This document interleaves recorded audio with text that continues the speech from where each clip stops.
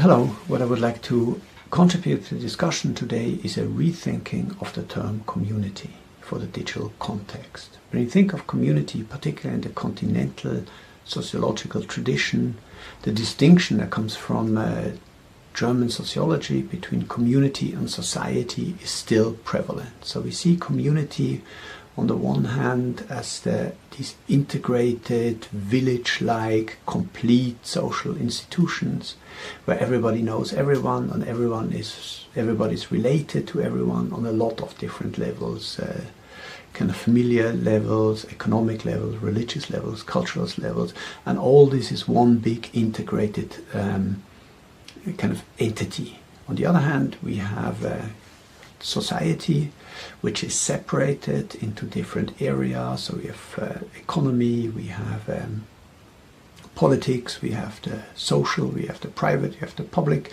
and all these different areas are not really connected to each other except for relatively thin connections, say through contracts, monetary flows also. So if someone does something in one area, say in the economy, he or she doesn't have to worry about the effects on other areas, say the environment or social life, because these are functionally separated. This has, so goes the theory, led to enormous dynamization of society, because the old model of community was a static model that was so complicated that it was impossible to innovate, because one change in one area would have required adjustments in all others. So we have this idea that communities on the one hand are relatively static entities, small-scale entities, while society on the other hand is large-scale, differentiated, highly dynamic kind of network or set of entities.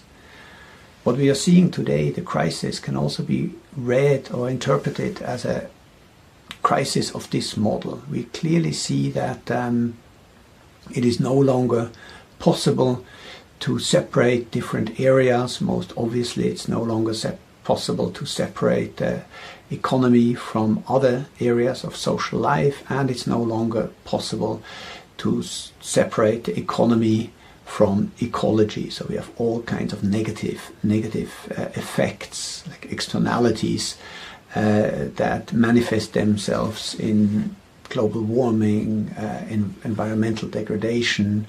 But we also, on the other hand, have the effects that we are apparently seeing economic progress in places like Greece again, while the society is devastated by the effects of that.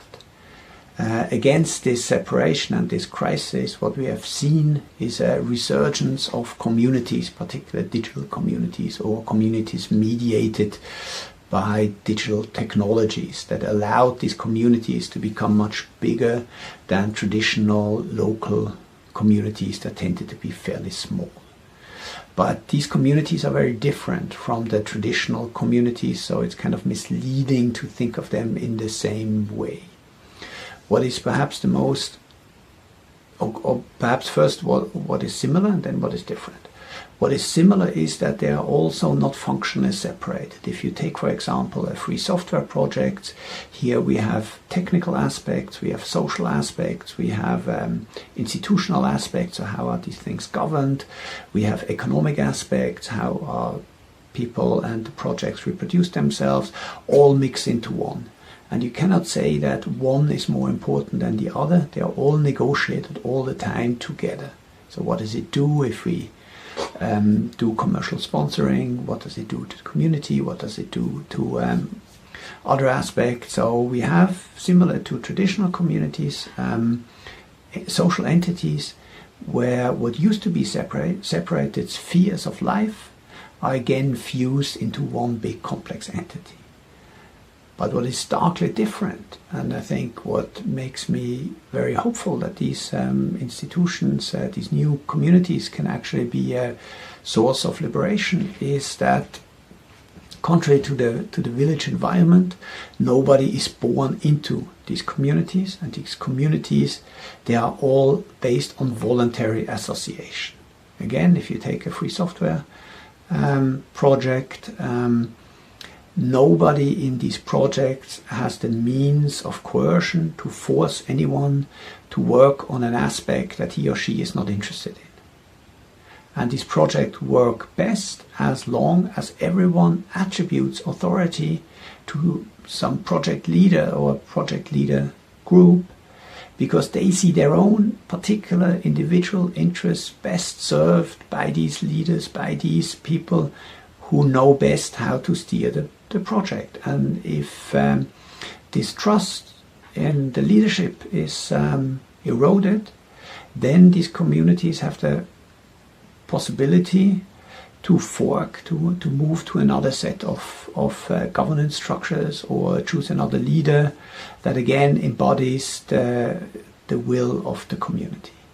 So we have communities that are based on voluntary associations and not on means of coercion. That does not mean, as I said, that they are not internally stratified, they don't have leadership, but the leadership structure is a different one. It's one by attribution rather than one by coercion. The other aspect that I think differentiates these new communities from other sets of communities is that even though they are complex institutions that combine and relate different aspects of life, as I said, political, economic, social, technical aspects of life into one big integrated thing, these are still relatively partial communities.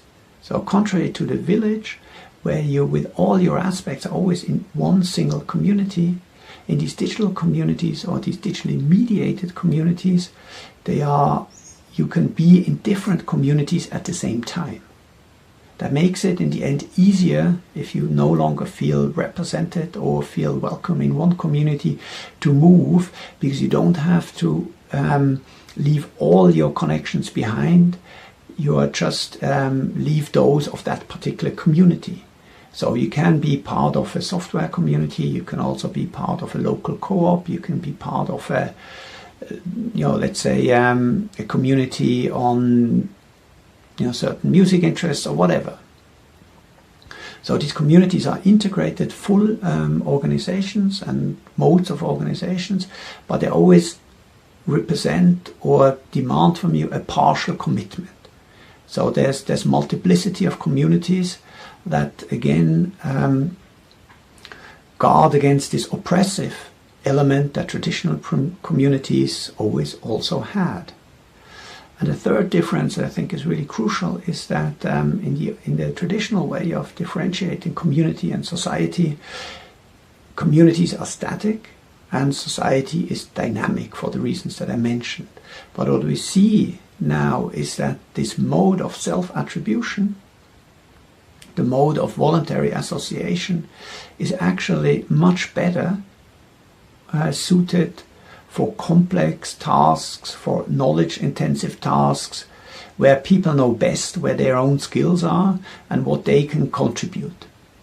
So often, we see this in science, but we also see it in software, but we also see it in other areas, these communities are actually really dynamic, because they make best use and they can best mobilize the resources that each of their members can bring in. And these three elements, the dynamism, the partial nature, so they're no longer single communities that encompass all of your life, actually make these a very new type of communities that are much better suited to address the challenges that we are facing, the challenges both economic but also ecological and social. And I think they are also very well suited to knowledge-intensive, complex environments.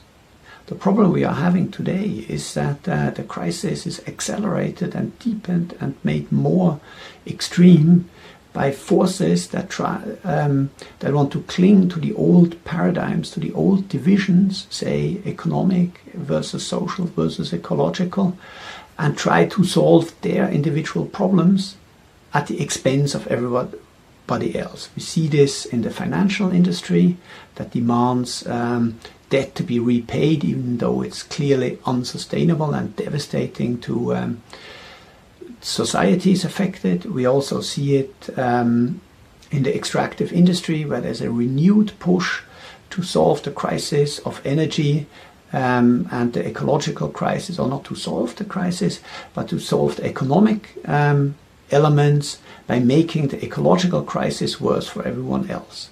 And I think against this background, it's a strong need to develop these new models of community further and really strengthen them as an alternative to the clearly devastating models of industrial organizations that we still see all around and are now being reasserted with such a vengeance.